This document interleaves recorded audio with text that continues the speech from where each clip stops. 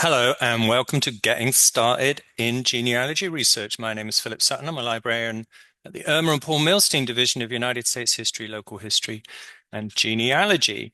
And today we are going to talk about the first steps that you can take when you begin your genealogy research.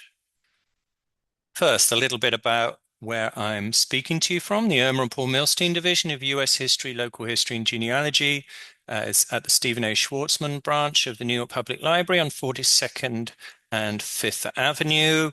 And we're the room where people come to do genealogy research, but also to research biographies, historical novels, social histories, neighborhood histories, to do building research, all sorts of students, everyone from lifelong learners and hobbyists to people writing PhDs to people doing homework assignments, all sorts.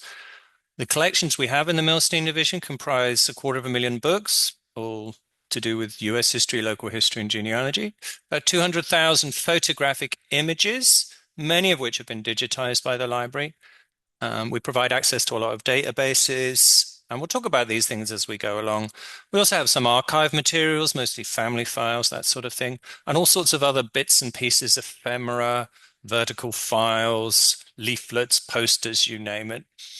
The reading room is 121. That's on the first floor. We have 8 dedicated computer workstations and Wi-Fi if you're bringing a laptop or similar device.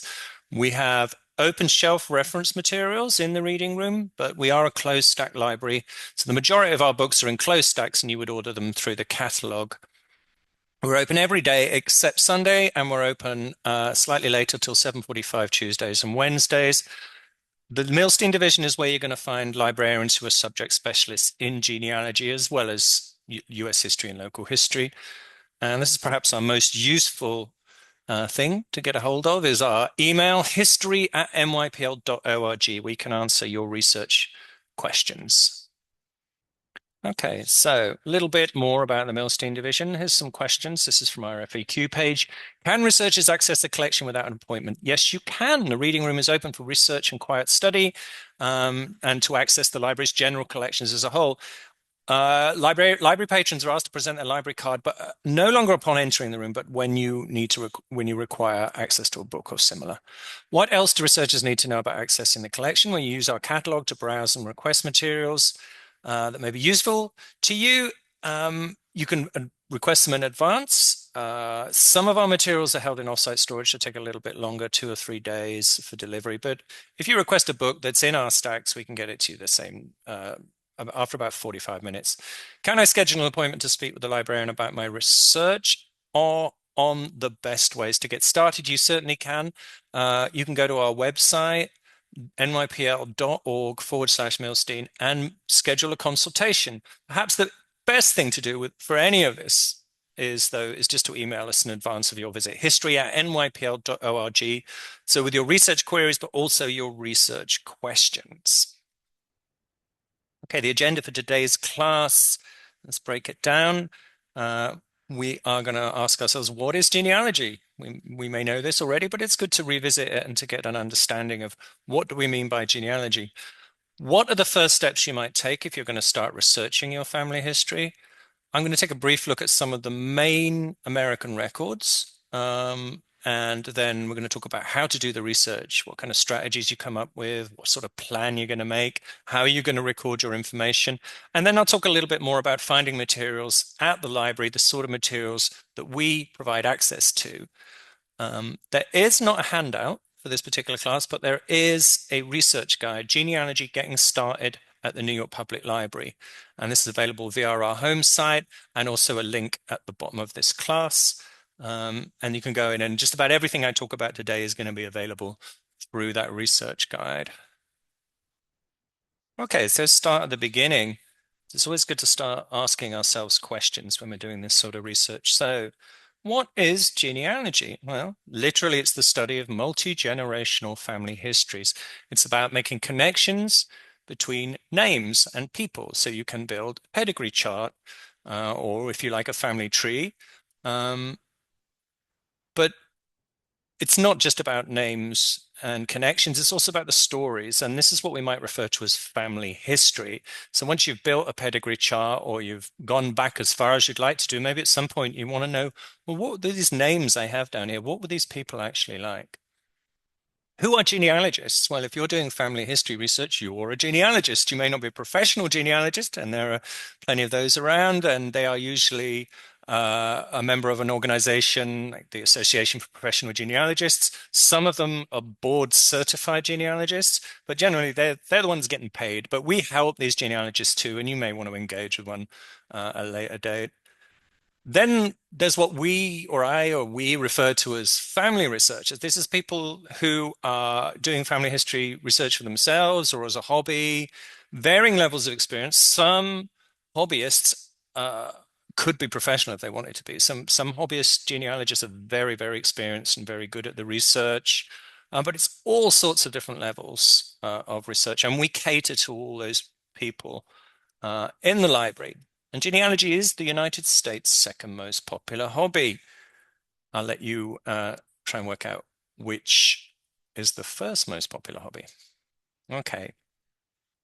All right. Because genealogy has to start with questions, we're always asking questions to make our research easier.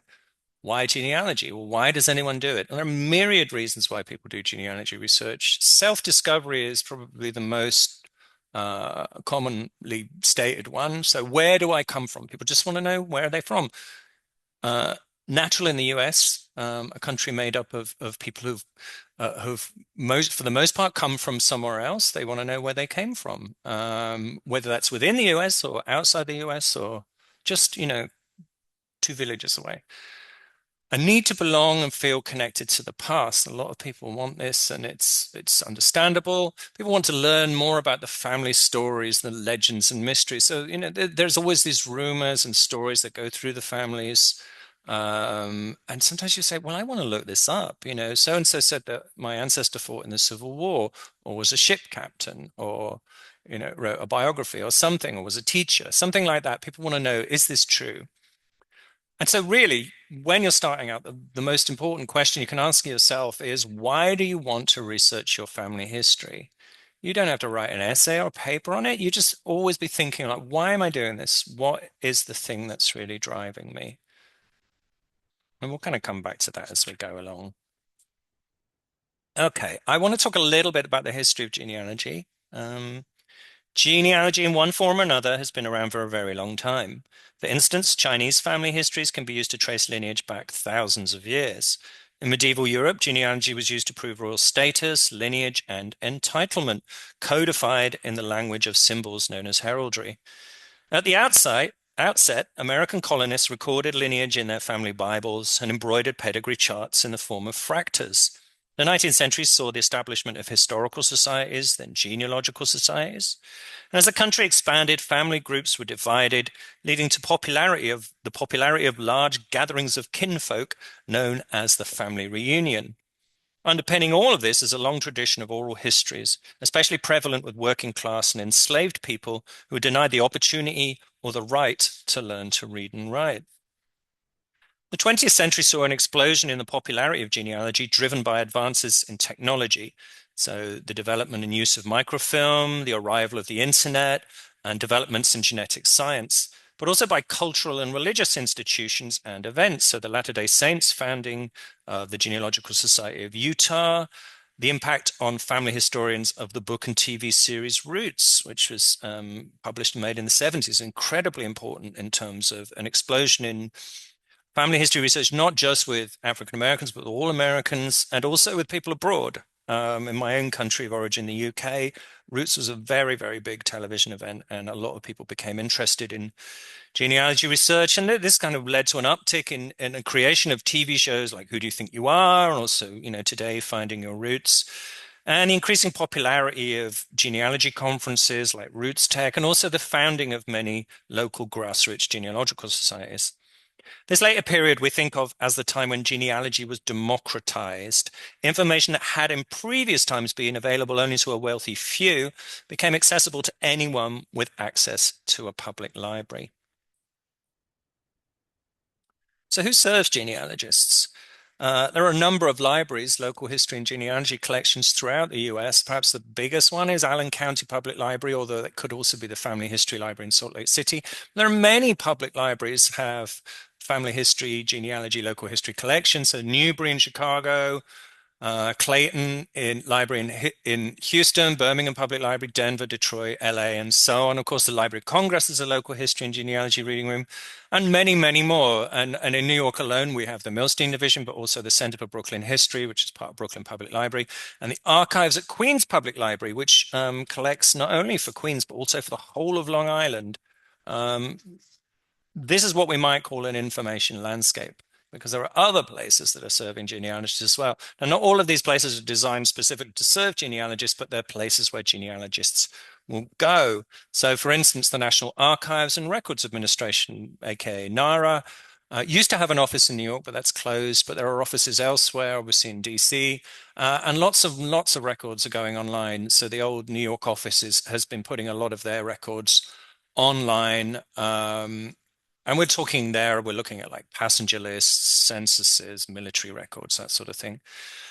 In New York, there's the New York State Archives. Most states have an archives of some form where a lot of records are held. New York City itself has the municipal archives where you're going to find lots of records, including vital records like birth, marriage, and death records. And then the historical societies, New York Historical, Bronx County Historical. There's the New York Genealogical and Biographical Society as well. Holland Society and research centers. So the Center for Jewish History has a great family history reading room. So who else serves genealogists? Well, there are many professional genealogists out there. I mentioned already some big regional organizations. The New England Historic Genealogical Society, for instance, I mentioned the NYGB as it's known already, but there's lots of grassroots organizations, many of which do a lot of work in terms of creating indexes and databases and things like that. And a lot of these groups work together. So we've got the Jewish Genealogical Society of New York. This is in New York. Afro-American Historical and Genealogical Society, the Italian Genealogical Group, the German Genealogy Group, the Irish Family History Forum. These are all organizations that you can check out. When I've spoken to these different groups, I find that you'll see the members of all these groups all attending each other's meetings because obviously there's a lot of crossover with the records. Okay, so first steps, what about getting started? So when you decide you want to do your genealogy research, this is a kind of fairly typical way of doing it, and it's pretty good advice is when you start, you need to get some key information. You need some names, places, and dates so you can start looking in the records. But first, start with what you know. So write down the facts that you know on a standardized form. And here we can see a pedigree chart. Now, you've probably heard of family trees. Family trees are going to show siblings and things like that, and aunts and uncles. This is a pedigree chart, so it only shows lineage, and it's probably the simplest way to get started. And it will give you a framework upon which to put, your ancestors in an organized way that will prove very useful to you in the long run, believe you me. There are lots of pedigree charts online free. You can just Google pedigree chart. Ancestry Library Edition, and well, Ancestry.com has free ones. So does the various genealogy societies. But this is the place where you're going to record key genealogical information. Names, relationships, dates of birth, marriage, and death. Now, this is all important because genealogy is about names, places, and dates. We can get down the names of our ancestors, but we're also going to get down things like maiden names. There's going to be special tips like when you write the date out, write the month out full. Don't use not just numbers because this confuses our European friends. And you want to put down the places where people are as well so that you can go looking for records in that place. It's usually a good idea to start with yourself and work backwards. This is kind of forced on you by the pedigree chart. And you should gather any documents that you might have access to about you or in that shoebox in the attic or something like that. So you can add more data to this, but you're not going to fill it out straight away. You're going to fill it out as you go along, probably. And the next step after you've written down everything you know is to then think about talking to family and friends, especially family, obviously, who may be a bit older, or maybe just know more about the family history, or maybe they're all your peers and you just want to get together and interview each other and check out, what's true, what's myth, etc. Um, if you're going to do a family history interview, I would recommend sitting down with groups or pairs if you can, because one family member might say, this is what happened, and another will say, that's not what happened. And then you've immediately got two sources checking each other out, which is what you're going to want. Prepare your questions in advance, because if your family is like my family, you will wander off the topic very quickly. So you need to be quite disciplined and seek those names, dates, and places that you can write down. But also collect any stories. All sorts of stories come up that can also lead you to records and help you make connections. So, Uncle Benjamin, he served in World War II, that sort of thing. Um, Ask to record your interview. Because again, if your family's like my family, there's the louder member and the quieter member, and the quieter member is the one way off in the distance there who's actually saying the stuff you really want to hear. And you can go back and review that. But you should ask permission. Make sure you ask permission. And also ask to see documents or photos that people have and get people to talk about those documents and photos. And, who's this? What's going on? What event is this celebrating? Um, and there are some guides out there as well to doing this. So I'm calling it family history interview. More formally, you could call it an oral history interview. And there's all sorts of guides that I've got some listed here, produced by the library and other institutions. These are all linked to, along with some others, in the research guide that I mentioned at the top of the class. Okay, so we're literally doing things. We're writing down names, we're collecting data. But while we're doing this, we also want to be thinking about all the time, why am I doing this? Why are we doing this? You need to define your goals. What is the purpose of my research? What do I hope to establish? And then when you've got a goal, you need to narrow the focus from that goal. You need to break it down so you can determine what specific facts or pieces of information you do not have and which will be most useful for your research goals do you have to get hold of. And generally, you've got a big goal and then smaller questions that you would ask underneath that, which will help you establish that goal. Family search words it slightly differently. So this is familysearch.com's, familysearch.org's quests, goals, and objectives. So quests are the quest is that I want to visit the ancestral homeland. I want to go back to Ireland or wherever it is. So what would be the goal or one of the goals within that quest? Well, to find the immigrant ancestor, because I need to know where my immigrant ancestor, the first person to come to the US, is from. And how would you find that out? Well, you will develop some objectives. For instance, identify a port of arrival. Where did my ancestor arrive at? Was it the port of New York or was it Boston? Can I identify from American records where that ancestor was born? And generally, the big tip is work from the known to the unknown. So work from what you know, going back through time. So working backwards, you know something. How can you use that information you know to then ask yourself more questions? And so always think about formulating questions. So it's a good research strategy to be constantly asking yourself questions.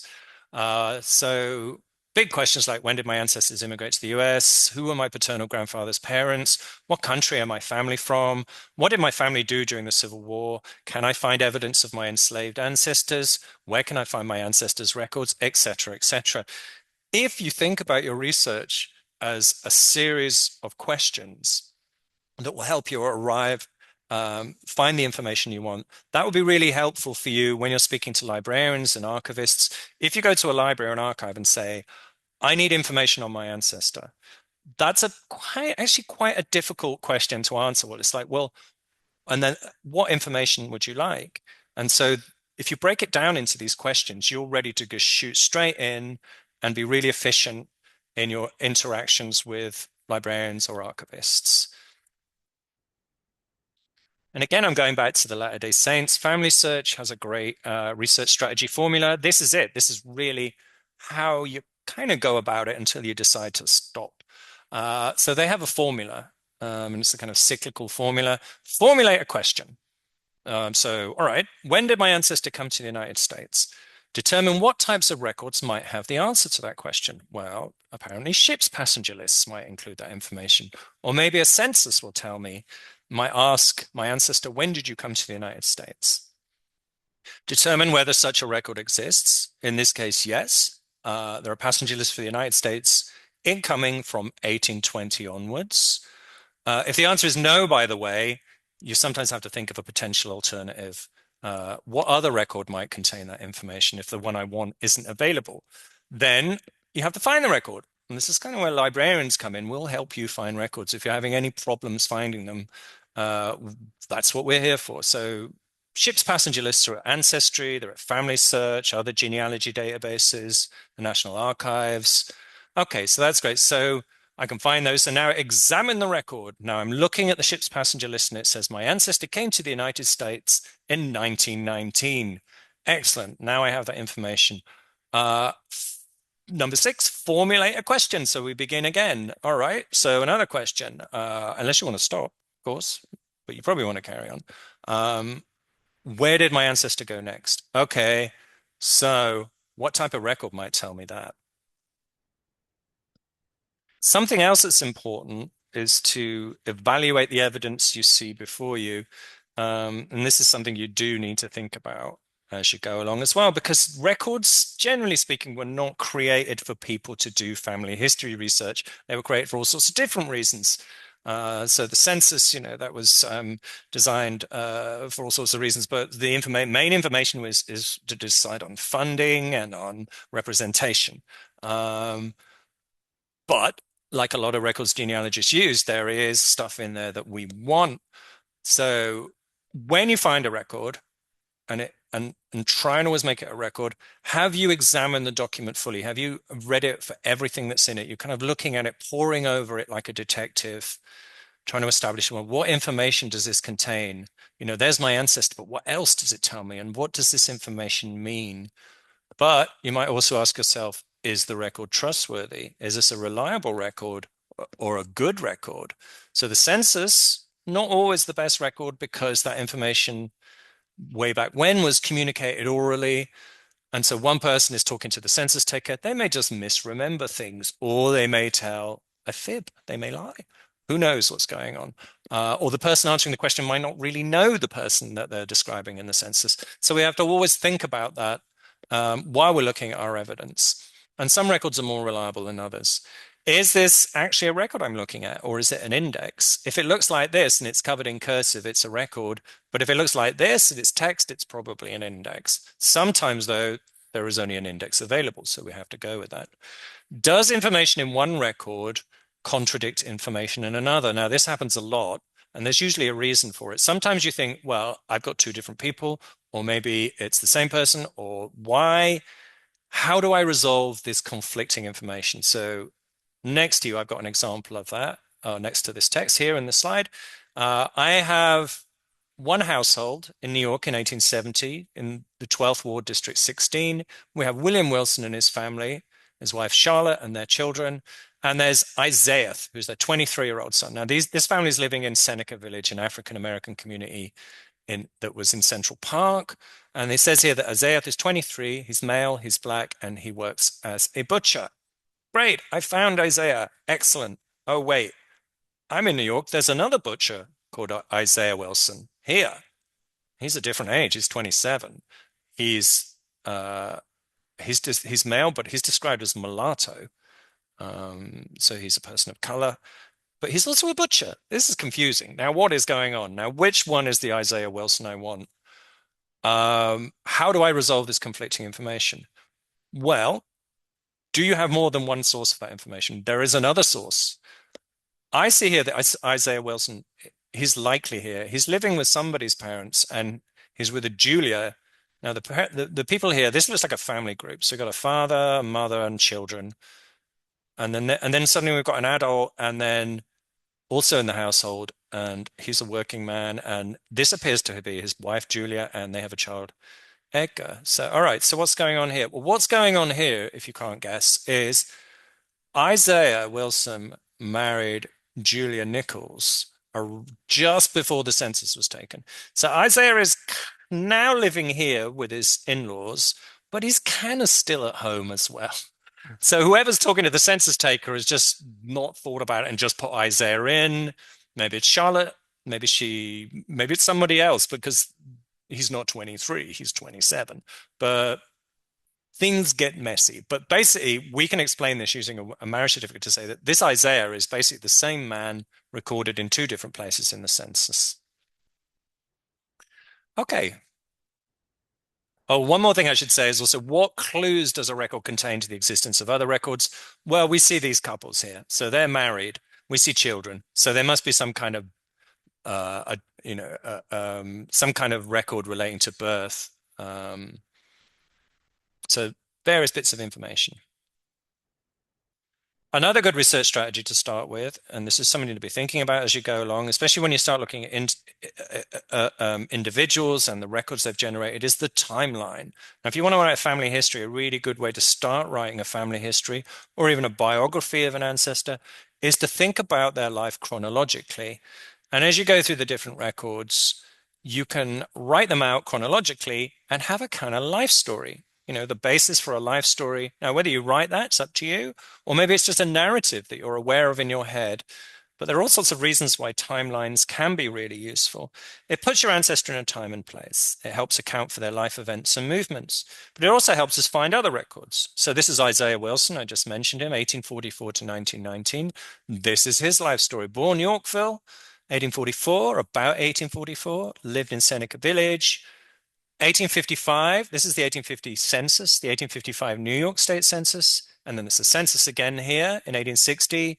He's now moved from Seneca Village because Seneca Village was taken over and Central Park was built upon it.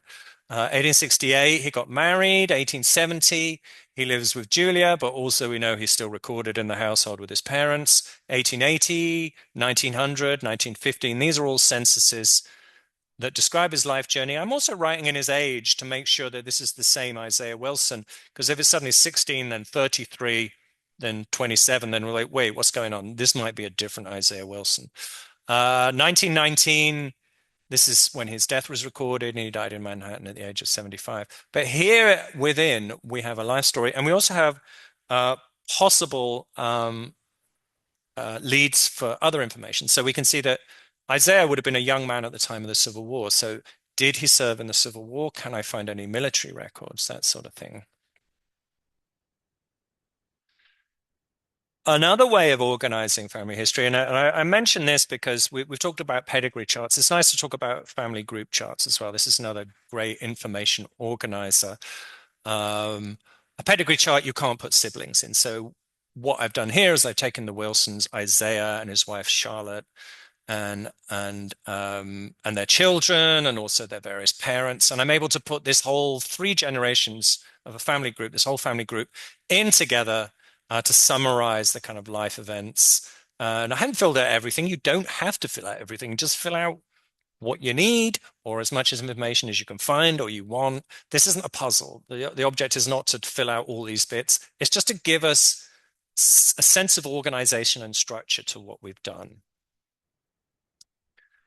Okay, here's some more research strategy. I mentioned earlier indexes or records. So when you're starting out, sometimes it's very tempting, and even I do this after all these years, is to look at this lovely digital index here of this record and to ignore this thing. But this thing is really what we want every single time.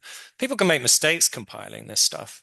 This is an index. It's a very detailed index. It's got most of that information, and it's a good handy snapshot. But you think of this as like a Wikipedia article about a record, but this is the record. So this is what you want. And if this is your family, these are your ancestors, you'll feel more personally attached to this than will somebody who's creating this index who doesn't know who these people are.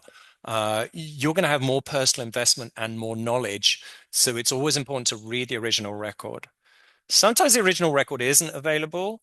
When I made this slide, Isaiah Wilson's marriage record was not available. It is now. It's online. The Municipal Archives has digitized a lot of vital records for New York City. But at that time, the only thing available without going down to the archives and looking at the microfilm was this index. But this index actually contains everything that's in the record. Great, you might think. But I still want to see the original record because there could be mistakes in here. Right, Charlotte Mons, that's not her name. I forgot what her name is exactly, but it's not that. Um, so, always look at the original record if you get the chance. It's more reliable. Okay, let's look at some basic rules again. These are all handy rules. Uh, Work from what you know. Start with yourself, work backwards, or start with that person you're already interested in who you know lots about and work backwards. So it could be your auntie, you want to work back from her or something. But work backwards. Working forwards is incredibly difficult. If you find an ancestor and then you try and go forward through time, you're going to imagine you're going to have generations of people and it's just going to explode out and you're going to have a very big family tree. It's much better to start broad and then narrow down. Work from easiest to hardest. This is my tip. So if it's online, check out that first. If it's been indexed, even better. Sometimes you got to look at the microfilm. Sometimes you've got to go to an archive, but see if the thing you want has been digitized. And if it's not, or you're not sure, email a librarian. We can help you find that information. But the most important thing is to write it down and to get it organized at all times, to try and always to try and see an original record where an original record is available.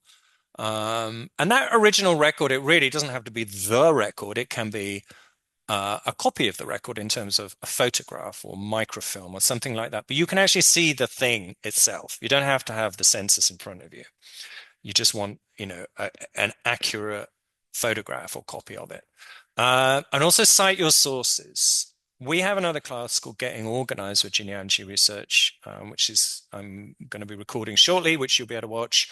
And that will tell you how you can go about citing your sources and how you can organize all your genealogy research. But generally speaking, 99.9% of the time, if you're doing family history research, you're starting out, especially if you're in the US, you will start your research with the census. Okay, so this class is all very well, but there are lots and lots of classes out there. I'd recommend consulting handbooks, how-to guides, whether they're online or in print, because genealogy itself requires research and the development of detective skills. You cannot put your name in a computer and get the family tree come up unless you are very famous already, or your ancestor is. Generally speaking, you've got to put the work in. There's not really, even with Ancestry and all the other genealogy databases, there's not really a one-stop shop. You've got to go through the records yourself. But it can be very rewarding and a lot of fun, and we're here to help you. And there are lots of guidebooks and handbooks out there that you can look at. We have lots of books available through the research catalog. You can go online to the Family Search Research Wiki, an incredibly valuable source. That's at familysearch.org. And that has all sorts of guides to getting started, how to do research, gazetteers, lists of places, things like that. From the very simple, just getting started, down to things that may be more specific to your genealogy research. So if you're researching Irish or African American ancestry, or you're at a point where you want to start understanding, DNA testing, things like that. You name it, there's a guidebook for it. Okay, so I want to look very quickly at the main kind of American records. Although if you're researching in another country, these kinds of records may well exist as well. You may use them in the same way. But let's start with the census. I mentioned this already. The United States federal census every 10 years from 1790. Typically, a census will describe household members and their relationships, ages, birthplace of the person in the census and their parents, years of immigration, naturalization status, people's addresses, all sorts of information. 1790 to 1880 and 1900 to 1950, it says 1940 there, it's actually 1950, population schedules are available online to view. Unfortunately, 1890 was lost in a fire in the 1920s, but there is other information out there that we can go searching for. The census starts very basic. It's just a list of names, heads of household. Really, they're just interested in militias and taxes and things like that in these very early days. But they are going to place your ancestor, put your ancestor in a time and a place that can help you go looking for other records, like church records, for instance.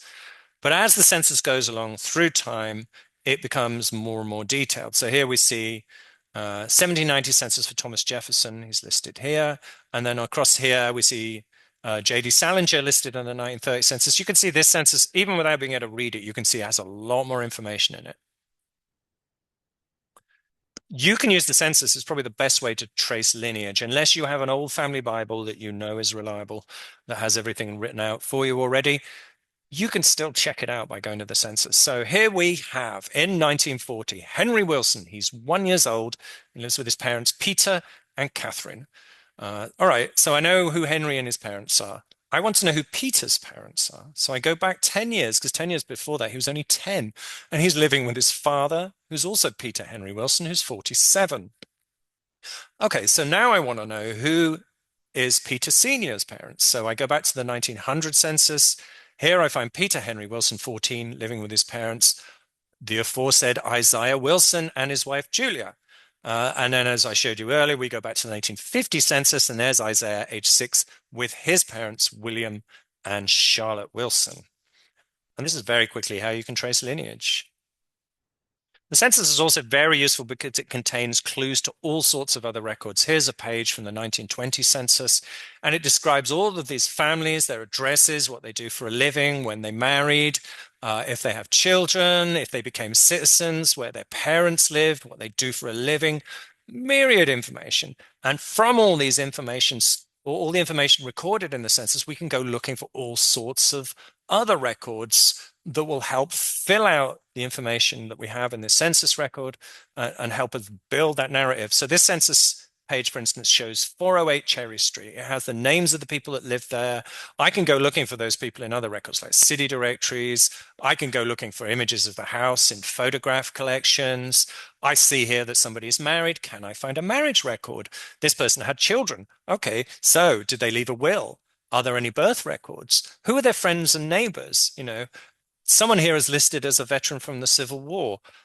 Other questions ask about education, for instance. Date of birth is given. Can I find a birth record? Lots and lots and lots of records can spring from the information that you can get from the census. This is why we find it to be such a useful resource. And one of the kind of records that we can discover from the census are vital records. So these are birth, marriage, and death certificates, also known as civil registration records. And this is going to give us the names, dates, and addresses and birthplaces of our ancestors. It will give us the name of our ancestor and very likely also their parents. It will contain primary information. If we're looking at a marriage record, for instance, a primary information when we're talking about genealogy is a record that contains information about a person, and that person was involved in its creation. So the bride and groom are involved as adults in the creation of this marriage record. So we know that that's quite a reliable source.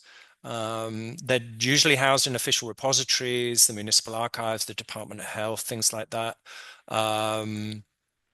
Sometimes there are indexes available at libraries, but not necessarily the records. The records are typically in archives and health departments and things like that. Vital records, though, don't really get going until the late 19th, early 20th century. So you may be looking for other kinds of records that describe births and marriages and deaths, religious records, for instance. Ship's passenger lists, if your ancestors immigrated on a steamship, the US, or a sailing ship,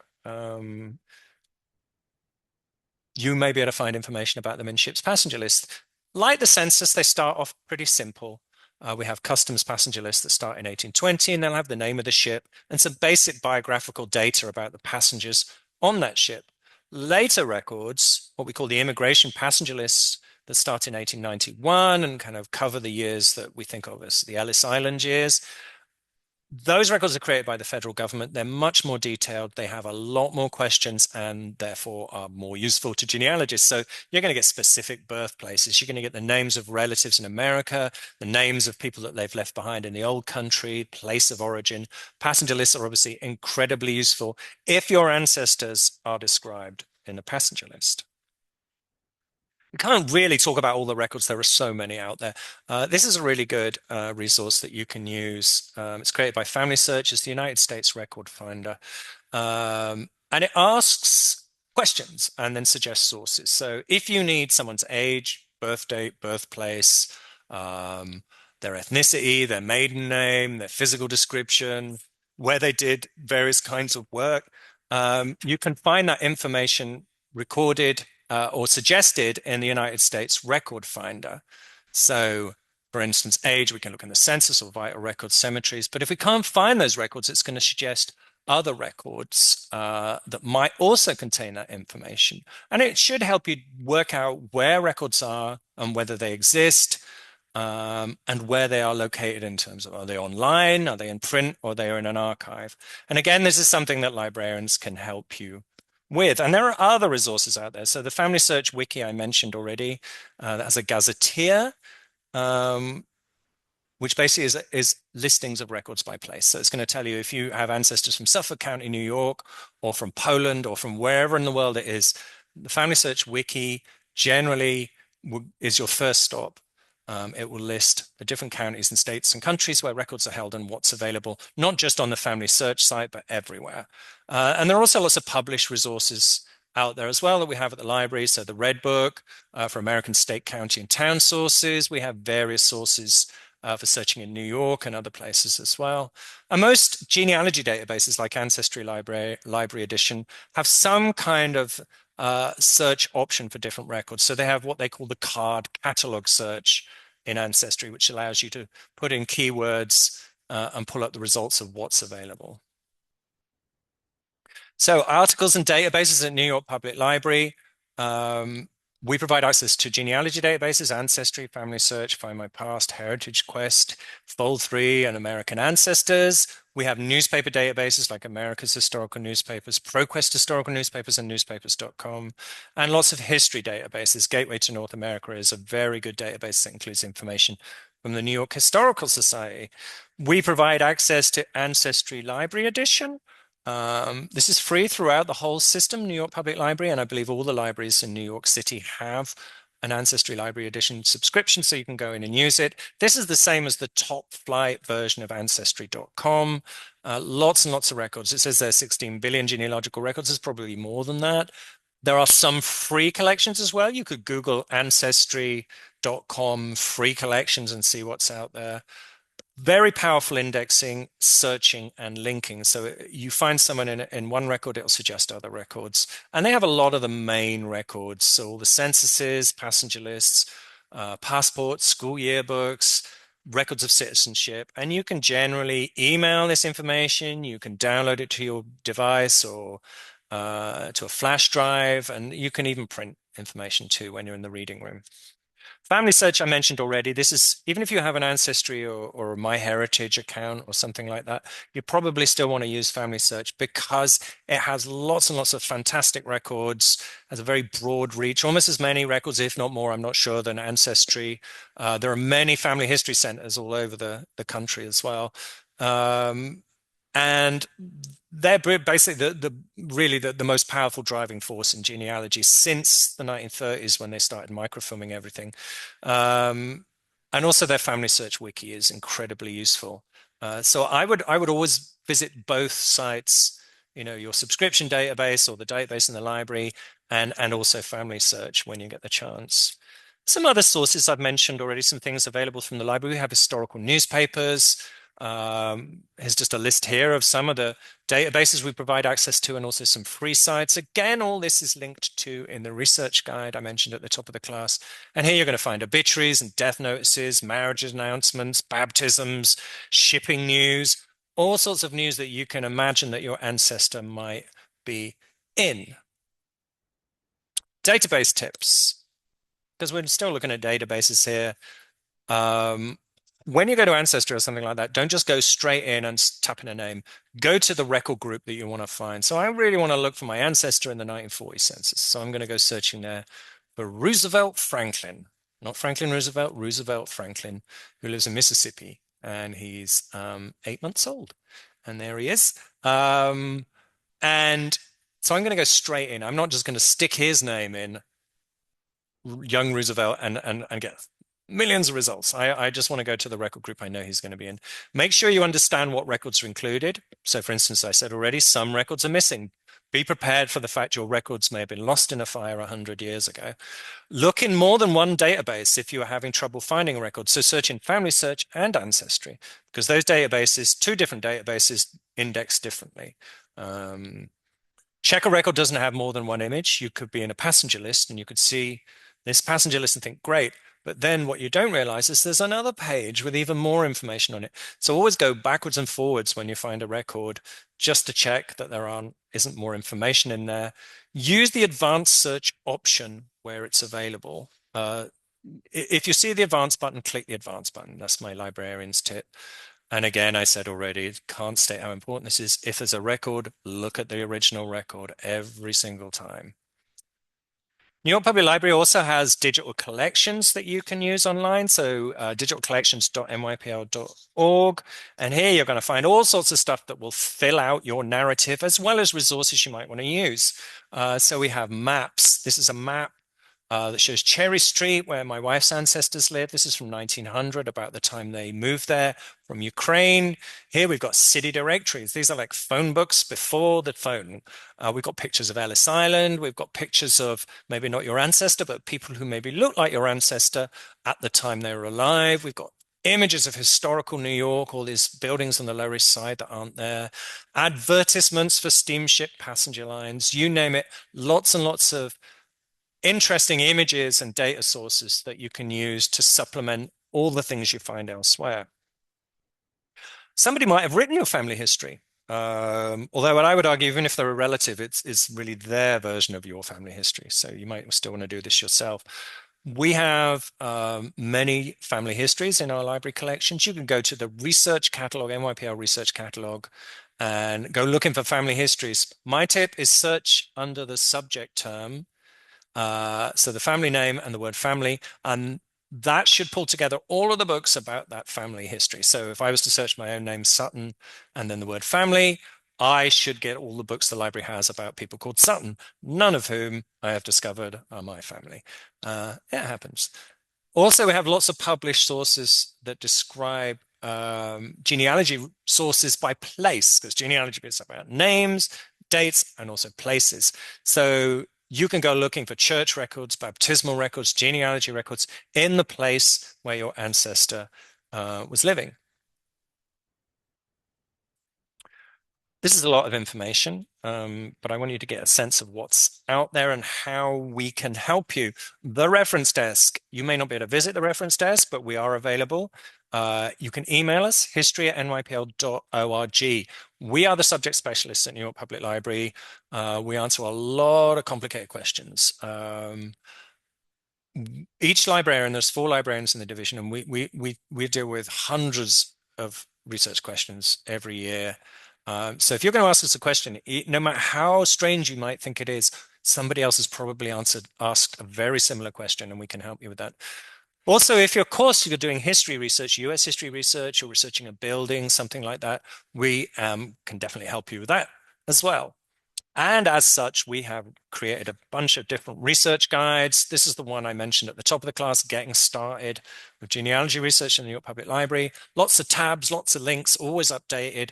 All the information that I talked about today, plus lots more. And we've created a lot more research guides as well. So for instance, 1890 New York City Police Census, Holocaust research, how to research a family business, finding images, introductions to Polish and African American research. Not everything is listed here. This is just a fraction. Puerto Rican genealogy, military research, lots and lots and lots of great research guides. And we do offer these classes. This is a recorded class, and we intend on doing more of those, but we also offer classes live. Currently, we're putting together a session for spring 2026, but these are the kinds of classes that we teach. But if you go to our website, nypl.org/Milstein, you can see what classes, what live classes are coming up. But also keep an eye out on this YouTube playlist for recordings of other classes that we're doing. So one more resource, I mentioned it already, actually, it's not really one more. I'm reiterating. Librarians in the Milstein division or in your local library that offers genealogy and local history research, please reach out to us. Sometimes people will come into the library and they'll think that they're bothering us by asking us questions. You're not. We sit and we wait for your questions. history@nypl.org. Please drop us a line. Okay, so thank you very much. hopefully you'll be able to see some more classes soon. Maybe you'll come to the library if you can't come to the library, but you want to know something about genealogy at the New York Public Library, the resources that we have, or the resources that we can make referrals to. Contact us history@nypl.org.